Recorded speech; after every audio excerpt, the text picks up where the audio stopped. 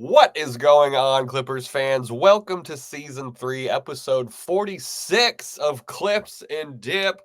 I am Chuck Mockler. We got Void Adam in the house. We got William Updike. We're coming at you the day after the Super Bowl. If you're listening to us, thank you for listening to us. If you're watching us at youtube.com/@ClippersPodcast, we really like that too. So thanks. Feel free to subscribe. We're going to talk about the Clippers back-to-back against the Grizzlies and Jazz coming up. Some people are starting to wonder if Kawhi is fully okay. But before we get into that, the Ben Simmons transaction is official today. They can finally start talking about it and stuff like that.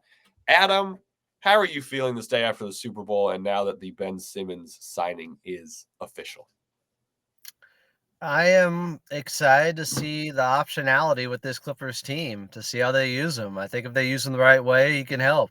Big Will has been on top of this one. I wish I came up with the idea of Ben at the 5. It's all working out. I don't know if I invented it, but I was a vocal supporter of it. Yeah, I think that it's a really interesting project, and I think in the right role, I think that he could definitely be a difference maker. It's just going to be getting him to buy into that, which I think we talked previously. Like generally when guys come in on the buyout market, there have been conversations about sort of what their role would be and what that would look like. I think if it was down to the Cavs and the Clippers, as was reported, I mean, kind of regardless of what the conversations were, the fit seems to make a lot more sense, just given the big situation in Cleveland. So yeah, we'll see how it all comes together, but I think it is like it's a really interesting prospect to me. I know a lot of people were not big fans of it, but I think that Ben Simmons is a player that has just had such an interesting trajectory in this league, from being the number 1 overall pick to being, like used as a point guard. Hated. Well, yeah. And then, I mean, like one really bad playoff run, and that it would be a shame if that was kind of the end of his career for such a talented player, I think. And like got kind of thrown under the bus in a series that the team lost. I mean, it wasn't necessarily just him. And got paired up with the worst possible coach for a young, struggling player in Doc Rivers. And I do think that he is certainly a candidate for a change of scenery. I mean, him being on the Nets, like as part of like a with the superstar duo, I don't think that was ever really going to work out. And I think the expectations were maybe a little high from fans and just kind of general followers of the NBA. But in the right role, I just do really think that this is it.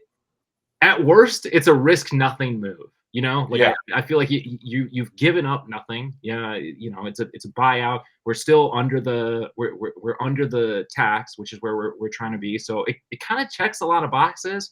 And considering what was available to the Clippers and what they were willing to give up asset-wise, I think it's a pretty nice ad. Yeah, we're going to have to see what lineups he's out there with. People have already kind of talked about, like, we don't really want to see him out there with Zoo a bunch or with Chris Dunn, just from a shooting perspective. I think that is going to be something to figure out, is like surrounding him with enough shooting. And like, yeah, I mean, not having him out there with Zubac is kind of a no-brainer to me, unless he's back into that like pseudo kind of point role, which still the spacing there gets pretty messy. But yeah, can we surround him with enough competent shooting to use his playmaking skill set as an asset? Because we kind of talked about he's already the best ball handler now on the second unit. Yeah, I'm on the team other than Harden. Yeah. But yeah, I'm looking forward to it. Like you said, it's a no risk move. Adam, you've had people on the other side of the spectrum clamoring at you for Ben Simmons to start, which is interesting. The fan base is certainly break down that logic for me. Sides of the fence here. Is this the zoo? Is this the zoo hater camp? Are there still zoo haters out there? This is a James Harden hater who thinks, our flow is so much better on offense and on defense. We're just so much better without James Harden. It's just one of these eye test guys that has no idea that they're like 6 points better per 100 possessions on offense with James Harden on the floor this season. They're not better in any way. Maybe watch the start of second quarters without James Harden and see how those go. Like there's so many reasons. So he doesn't like James Harden, so he's looking for anyone to replace him. Don't be surprised if he starts. And don't be surprised if James Harden gets let go of and they sign Ben Simmons to a long extension. Like, come on, man. Things would have to be so bad for Ben Simmons. That would just be a nightmare. I would like to see it, just what that alternate universe looks like, in which Ty Lue tells James Harden he's on the bench. You also I mean, you don't even have to tell me the stat that the offense is better with James Harden. That's a well-doy stat. No. Like, I mean, like, how could it not be? Because he dribbles the ball a lot, guys, and he runs a lot of ISO. Even though he was the second best player in ISO points per possession just this last season, only behind Kawhi Leonard, and that's kind of what he does. Some people can't understand there's a difference between I don't like this style of ball and this style of ball doesn't work. There's a difference between those two things. It certainly works. You may not like it. It may not be aesthetically pleasing to you, but it works really damn well. And for a long time. And just had his season high in assists a game ago. Yeah, that was nice. Because of all that ISO ball. Yeah, guy who only runs ISO ball averages like 8 assists per game for his career. Heliocentric. Will, you mentioned the Clippers. Just brought out the thesaurus today. Yeah. Will, you mentioned the Clippers. They're under the luxury tax now.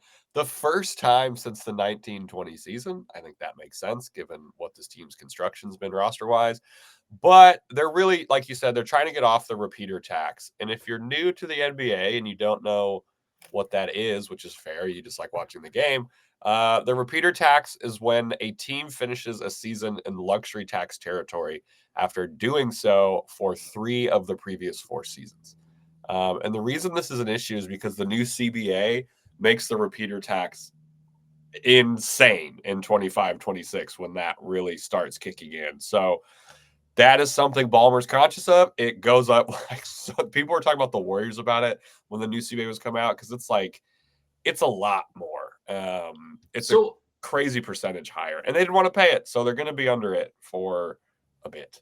So this season counts as one being under, even though it didn't happen till the trade deadline, and then so they would still have to get one more consecutive season, essentially under the tax to get out of the repeater. Okay. And then this obviously lines up. Obviously is the wrong word there because I don't think it's that obvious because people don't pay attention to the cap, and I don't mean that in a mean way. No, it's hard. It's also then I have found with the new CBA that the cap is a little bit harder to follow than it was previously. It used to make more sense. But now, and this lines up with the Clippers books opening up. So after they're under the luxury tax this year and next year, the books are wide open. The books are wide open. They'll have multiple first-round picks to mess around with whatever they want to do. So they're on eBay on a Friday night. Yeah, 100%. They're me buying, old honey frosted mini wheats Ken Griffey Jr. boxes. But paycheck just hit, baby. Let's go. But so also for people who are fans of big moves, there's probably not going to be a big move next year either because they want to stay under the tax. I don't know if we talked about this. I was kind of surprised at some of the heat Lawrence Frank was taking from portions of the fan base, which I guess I don't know. I guess people just want a big move every trade deadline. I guess, is that the expectation? I think Lawrence Frank even specifically said pregame, making a loud move every year is pretty much impossible. You can't do that. And who has it worked for? Yeah. Well, I think it'll work for the Lakers. I also think it's worth pointing out. But that's this year? I'm saying the year you do it, outside of the Raptors. Who does it? I think it's worth pointing out that it's not like Ballmer won't pay the luxury tax. For many years, he was paying $150 million every year in just luxury tax. They're not willing to pay it for Eric Gordon last year, who would have cost them $110 million more just to keep him, or for this season if you don't have to, and it's not getting you that player anyways because they can't go over the first apron. So they couldn't bring in a big guy anyways. Like, it just makes sense. If you're going to be at this level right now, you might as well get under the luxury tax. And then when they go all in again, I'm sure he'll be paying the luxury tax again. Yeah, and the luxury tax you mentioned, it's like 150 mil. The repeater tax is another like 225 million on top of that. And it gets bigger every year that you're in it. So like, I mean, I don't really have a bunch of sympathy for billionaires, but I understand if you're one not wanting to pay an extra $300 million for a team that's gonna maybe go as far. As a team that now make the sodas $2.50. Yeah, do what the Suns do. The one good thing the Suns have ever done, which is making food and drink cheap.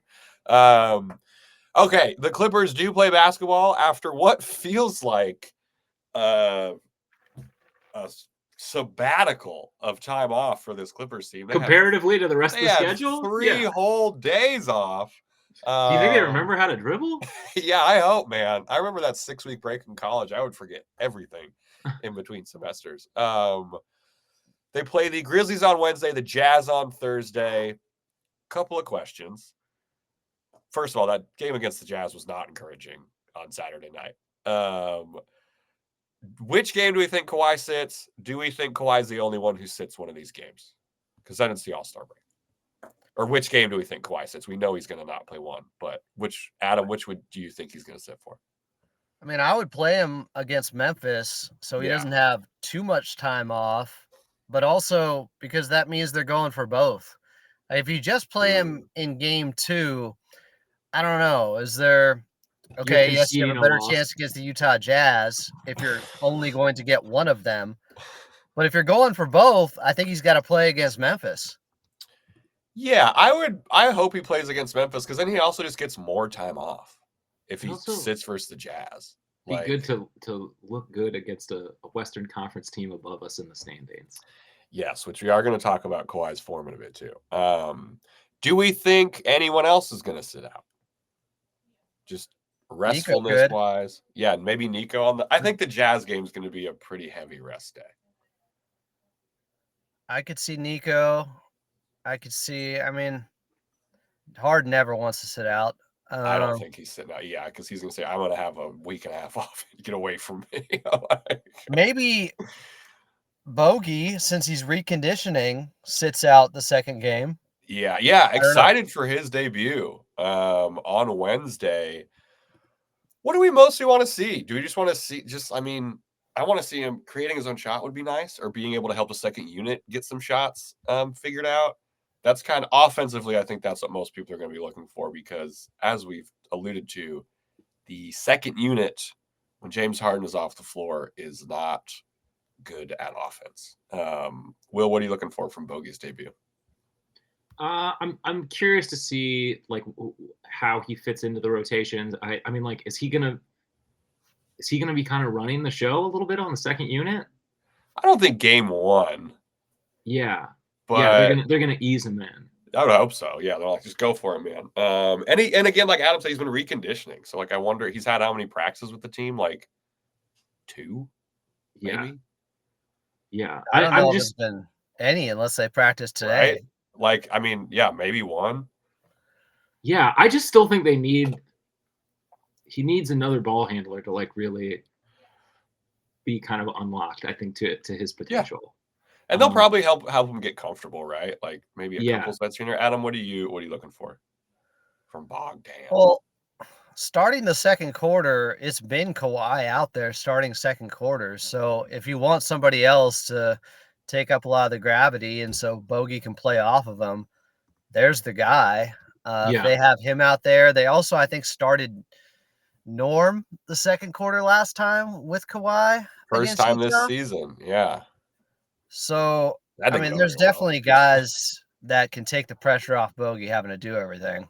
I don't think right away, they'll probably do that, and maybe Chris Dunn will be there for playmaking duties. Who knows? But I just want to see him come off some screens, make it tough on the defense. I think his movement, Coach Lou calling him a runner, with doing some of the Kyle Korver stuff. Some of the JJ Redick stuff, but then he was like, forget JJ. Hate not him. You bring up the gravity, which I do think is important and something that they need for sure in that second unit. But it is they got to figure out who's initiating the offense, because I still don't think it's Kawhi, who right now can't pass out of a double. I don't know. I haven't watched many Hawks games, or to drill down even more particularly, many Hawks games where Bogey's played this year.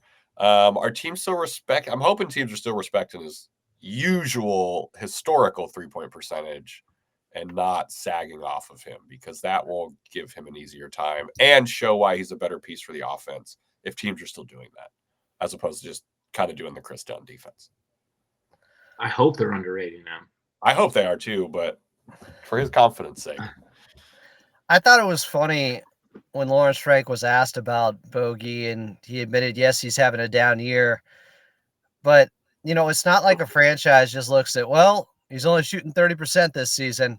Bad year for him.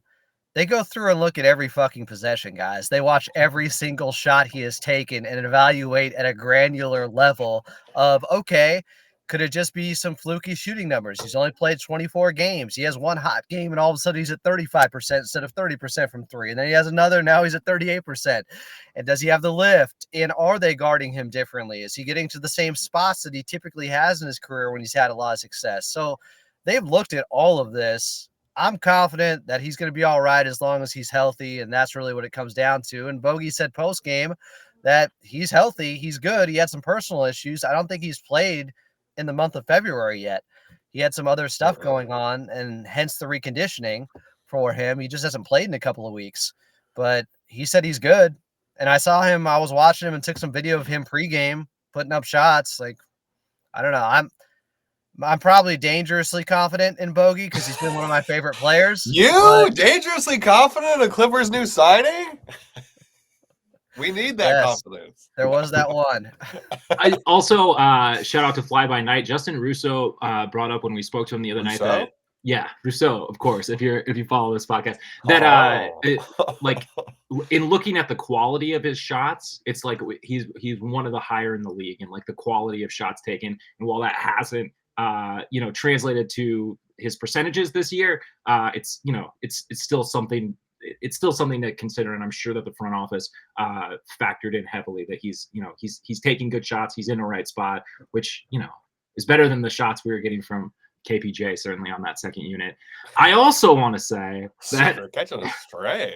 I also want to say that Bogey was he was seemingly inspecting the ball at every stoppage at the game versus the Jazz. Oh yeah, like every stoppage he was like going up to the ref and like checking out the ball. So I mean he's clearly a high level ball knower. So I think that has me pretty excited for his debut. Someone on Twitter was saying he was probably checking for the magnets in the ball because the Jazz were making every single damn shot. That game was not a fun game. The Clippers beat the Grizzlies the last time out, 114-110. Only shot 33% from three, but we killed them in fast break points. Zoo almost had 20 and 20. But the Grizzlies are playing some really good basketball. This is before we're getting them on the second night of a back-to-back, which is sweet. They're playing the Suns tomorrow. That was one of the best wins of the season, that win in Memphis. Oh yeah. Yeah, for sure. That was a Zoo 2020 game against Edie and Triple J. Mm-hmm. Norm had 29. But in the last 5 games, this is in their run-up to the game against the Suns on Tuesday, they're top 10 in offensive and defensive rating, 3rd overall in offensive rebound percentage. They don't really grab a bunch of defensive rebounds anyway. They're bad at it this year, so it must not be an emphasis. But their offensive rebounding is very good right now. I'm a little worried about this one with how the Clippers have looked recently. They did not look good versus Utah. They didn't. Memphis is doing all the stuff good that they've been doing all season, basically. They're 5th offensively on the season, 7th defensively. They're 2nd in offensive rebound percentage on the season. Like, they're really good. There's a reason they flew up the standings like that. Also, the Rockets, I think, had lost 6 straight. But this is going to be a big challenge. I didn't know they were on the second night of a back-to-back. That could loom large in this. Now, does that offset the fact that the Clippers had too many days off, as some people are worried about? It's like, Who's worried about that? Oh my god! We have seen the team look worse after an extended break. To be fair, that's true. But it's like, just they like look dead right now. Our schedule's so condensed on one end, but now they're giving us too much time off. Everybody wants the Goldilocks scenario. Yeah, one game every 2 days. I mean, sure, I wouldn't mind that. Yeah.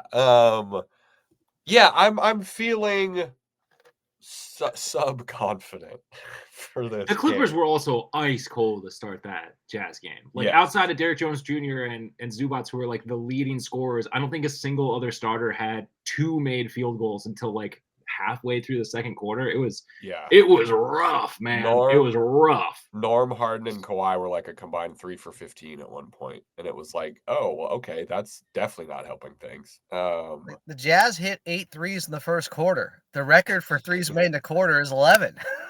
Clarkson had 9 points in the first 90 seconds. He hit. Oh, that was unreal. I was like, holy shit, that was such a Jordan Clarkson versus the Clippers game. I just feel like always. Yeah, he had 11 points in the first quarter. I think he finished with 21 the whole game.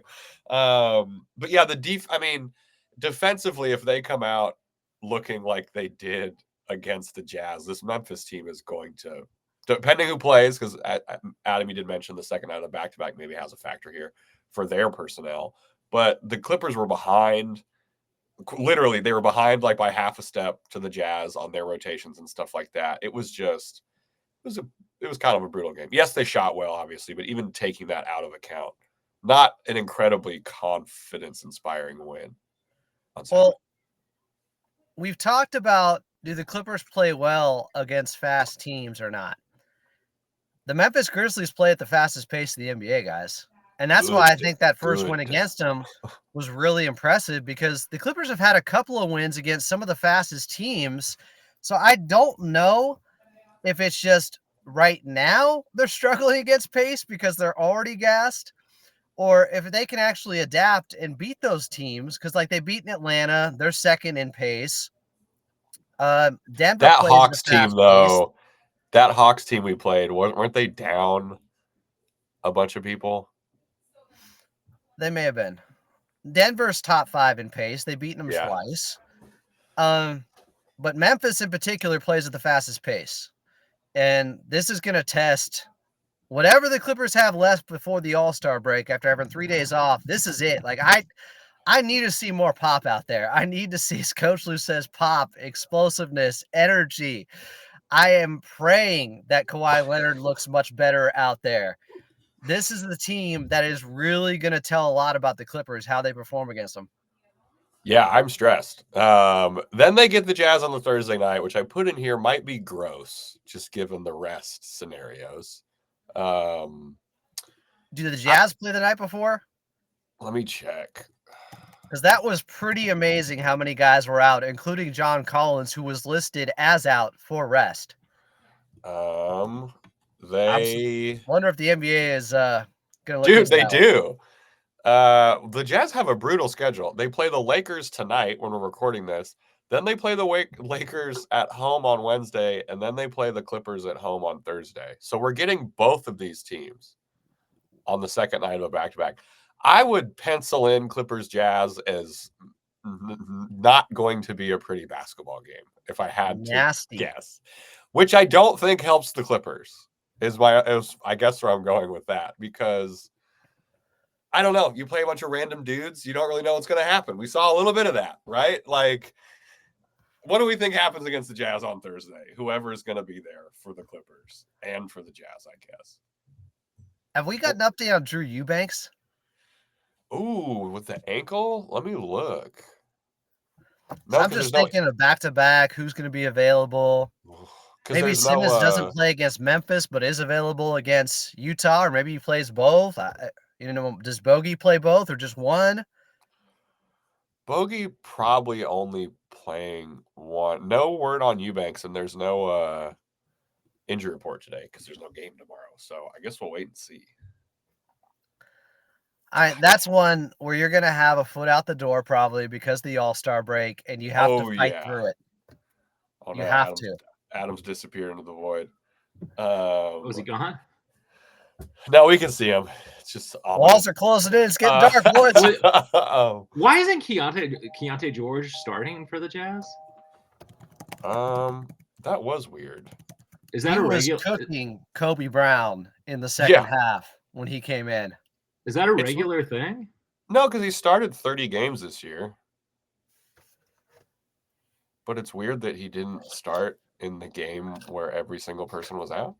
I don't watch enough Jazz games, but I feel like he's looked really good every time they played the Clippers. I think this year it's fine to not watch a lot of Jazz games. This isn't exactly a stealth tank going on. No. There has been a timeout called before a game-tying shot this season against the Lakers with Colin Sexton, or was it a game-winning shot? And then, Harvey called a timeout beforehand. Huh. It's going to be weird. It's going to be gross. I think if there was ever a game that you were not planning your day around, it would be okay to miss February 13th versus the Jazz. Before we get into our next segment, which is going to be about Kawhi Leonard and the vibes that are going around, who's our pick for player of these games? And this is a tough one because we have the rest days for kind of both these games. Will, who is your honorary Kawhi Leonard, Norm Powell, Zubac, James Harden player of the games for the Valentine's Day back-to-back?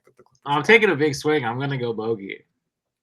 For both. Hell yeah. All right. New guy? Yeah, trust the new guy. You're looking for, all right.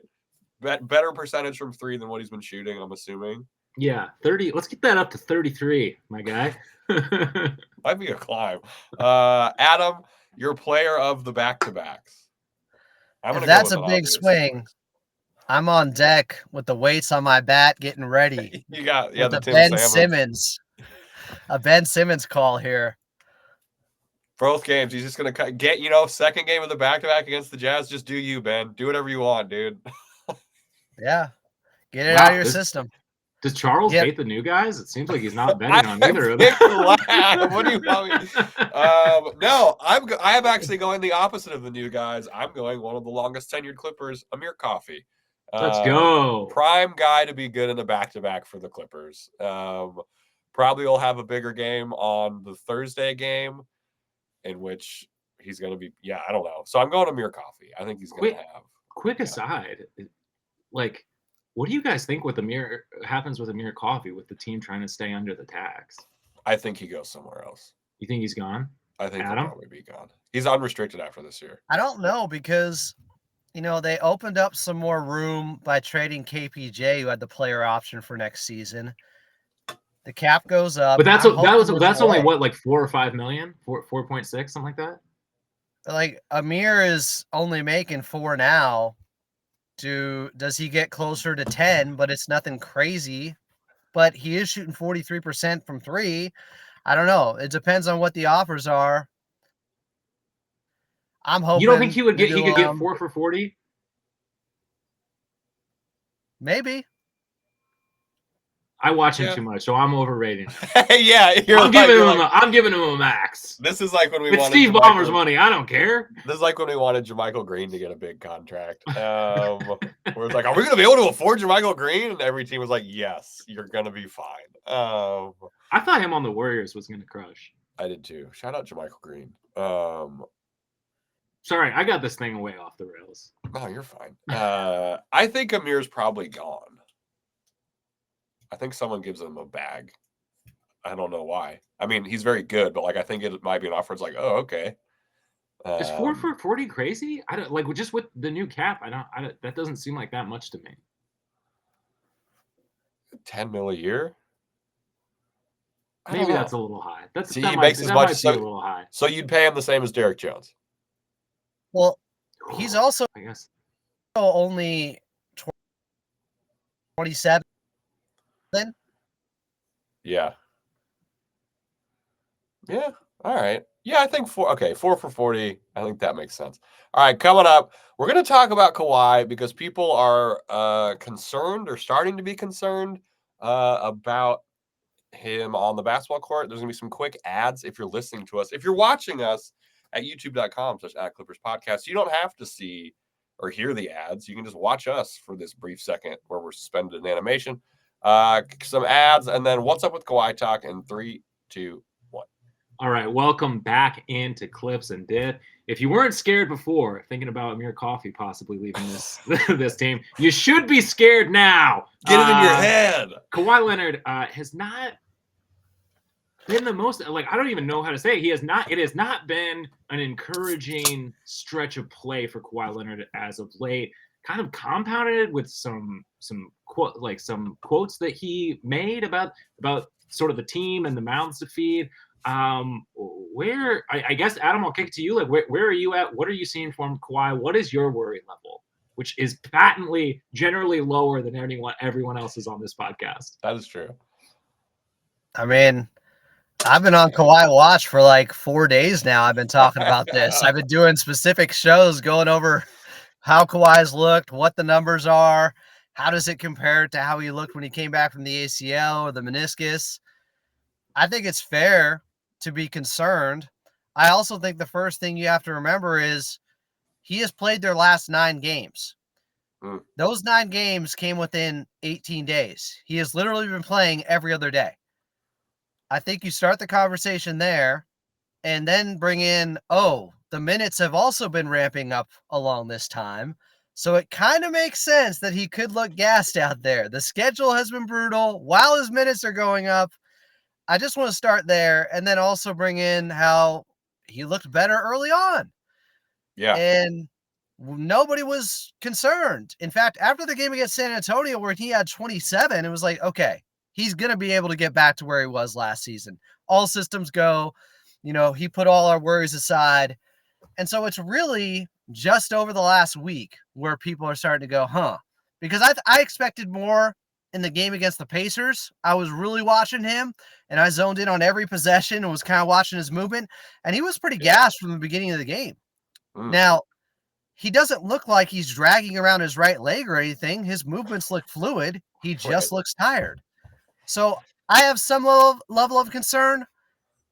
I'm putting a lot into the next game he plays after 3 days off.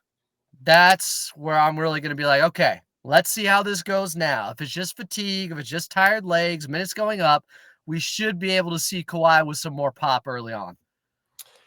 Yeah, and I think that's also what has people kind of feeling more freaked out or concerned. Like you mentioned, the start was so fast. The defensive intensity was there. Game 1 that he came back, he was poking around, trying to get steals, moving around really well at the beginning of games. It feels like now maybe the whole game he's not as fluid or like not as fast, I guess. I like what you said. He's not like dragging his leg. Like he's just like, it's tired exhaustion. It doesn't seem like it's, Slowing. Yeah, or anything like that. It doesn't look like him in the playoffs against Dallas, where he just couldn't make certain movements at all. And that's a very good point. It looked different in the fourth quarter versus the Jazz on Saturday. He looked to be moving. He didn't have the best fourth quarter, obviously. There was some rough patches there, but he was moving a little more decisively than he was in the beginning of the game or maybe in the middle of the game. So I wonder if he's just literally getting his legs back. I hope it's probably that. The 9 field goal attempts versus the Jazz was weird. I just didn't like that. My gosh, should we get more shots up? And that seems to be, I don't know if he touched the basketball in the half court set the first 4 minutes of the third quarter coming out of the half. They were featuring Zoo, but for Kawhi not to touch the ball at all after a slow start and not to be like, hey, let's get him going. Here we go. Because even in the game against Indiana, he had 11 points in the fourth quarter. He kind of did hit the gas a little bit there for a second. He was being deferential. He wasn't asking for the basketball. And I don't know if that's because if Kawhi has any flaws, sometimes maybe he's a little bit too unselfish for a superstar. He won't force it if he doesn't have it that night, unlike some guys in this league. And you could see it as a positive. You could see it as a negative sometimes. But I think it was just he knew he was gassed and he didn't want to have to do a lot of hard work out there, getting the basketball, having an ISO and create. I don't know. He looks tired. I think that like this stretch was bound to come. And I think like I do think that, like Adam alluded to, like seeing him look so good so early. You know, maybe the offensive numbers weren't great the first few games back, but like seeing him, the way he was moving, the way he was playing defensively, like I think that maybe changed people's expectations or perceptions. But like, look, man, he's coming back from a very long break. You know, I have been vocally in support of the way that they brought him back and really slowly ramping these minutes up. Like, as we approach, you know, like him being at full game minutes, like I do think there was bound to be a stretch where, yeah, he was looking a little human. Like you know, it was apparent that he was coming back from a mysterious swelling, and I think that's what we're seeing now. I'm not super worried, but it, you know, like Adam said, it is something to monitor. It is something to keep an eye on. I think if we're seeing him be deferential coming out of the All-Star break, that is maybe when it's time to start raising an alarm bell. I don't know that it's a alarm bell. Yeah, there's a ding. Alarm chime. Yeah. Yes, it's not a 4-alarm fire or anything, but I think that this stretch was bound to happen. The post All-Star break, yeah, the exhaustion thing, Adam. I love the breakdown of 9 games in 18 days. Like that's a lot of basketball. It's not just him that looks tired, by the way. So you look at the fact that other guys who got a training camp, who had been playing, who have their wind, if they're tired 9 games in 18 days, of course the guy who's only played 13 and just came back is going to be tired. Yeah, we got to hope for a good showing, either hopefully against Memphis or it's against the Jazz, whatever we see. And then I think post All-Star break, I haven't looked at their schedule super closely, but I'm hoping it's because Kawhi's probably going to, you know, we just talked about how like more rest sometimes is bad for this team. All-Star break's a lot of rest. Their first game's back after the All-Star break. It's an East Coast trip. They're on the road till March 5th. Yeah, they go Bucks, Pacers, Pistons, Bulls, and then 2 games against the Lakers. So kind of a brutal start. How many back-to-backs there, Chuck? They play on the 20th, then the 23rd, 24th is a back-to-back. Bulls Lakers is not a back-to-back, but it's a travel day from Chicago, and then they play the 26th in Chicago, then the 28th versus the Lakers. Then they have a back-to-back March 4th and 5th, which is a travel back-to-back where they come from Phoenix back to LA to play the Pistons. So I guess it's against. That's barely a travel day. Yeah, but still annoying. What's the schedule look like February 30th? Your commute to Intuit is probably longer than the Yeah, that's true. February 30th. They just have a game on the 28th, and then they don't play till March 2nd. Oh, yeah, there's only 28 days. I'm locked in, bro. I was like, oh, play on the 28th. They got a couple days off in between the. Charles? Do they have anything big coming up in March? Pretty easy month for the Clippers. Easy month, 17 games. Well, what really hurts them is that February 30th game. I'm adding that to the March schedule. So it's really 16 if you think about it that way. It's an easier month than the Lakers will have in March. No shit. But so I wouldn't be surprised if we see a slow start from the team coming out of the All-Star break. That game against the Pistons is nice, I guess, but it is the second night of a back-to-back. They're playing all right. Yeah. I'm going to wait to freak out about Kawhi probably until the Lakers game. Because I want to see him be good against the Lakers. And that was such a goddamn nightmare the last time we played the Lakers. So it would be nice for Kawhi to be ramping up then and then really showing, I am good. I just needed some rest. Because he's not getting it really on the schedule. So I thought it was interesting when he said post-game after the Jazz, when they were talking about, I think it was Tomer or Rousseau who asked him, is it difficult with so many mouths to feed? And he kind of agreed that, yeah, I'm trying to find where I fit in. I'm trying to figure that out. And it's like, well, at some point, there does need to be a pecking order. And if Kawhi is your best player, he is your franchise player, you're going as far as he takes you. It has to be more than 9 shots in 31 minutes. Yeah. Moving forward. Against a bad team. Yeah, against the team you can't do it all. Okay? Get Ivica Zubac some help. Yeah, that's what we're pivoting. We've pivoted. So there was another part of that quote, Adam, where they kind of followed up and they asked him about stepping on teammates' toes. And he said, no, not at all. I don't feel like I'm stepping on anybody's toes. It's not like we're the number 1 seed or something. So I was like, hey, first of all, man, no one was talking about seeding. We don't got to bring that up. Seeding has nothing to do with our year. But nothing. Yeah. How many times do we'll have to reiterate? But you don't hear like that. To me is one of those quotes, like the quote he had about playing power forward, right? Until they get somebody else. Yeah. You don't hear those very often, I guess. So it was more pointed. Yes. He's right. If they were the number 1 seed and had a top 5 offense, then he shouldn't be looking to disrupt anything or step on anyone's toes. He should be worried about that. But their offense is 22nd in the league. And the good news is, with Kawhi on the floor so far in 13 games, they have an 118 offensive rating, which is top 5. Pretty good. We'll take it. Even with all the stuff we're talking about with him not playing great or looking great, our offensive rating with him is 118, guys. The starting lineup offensive rating is 130.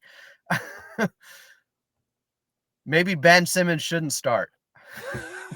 And we're bringing it full circle. Tired Kawhi is still a Kawhi that other teams have to worry about. Like, yeah, they're not sagging off him. They're not giving him the Chris Dunn treatment. They're not like, and that's where I think totally right.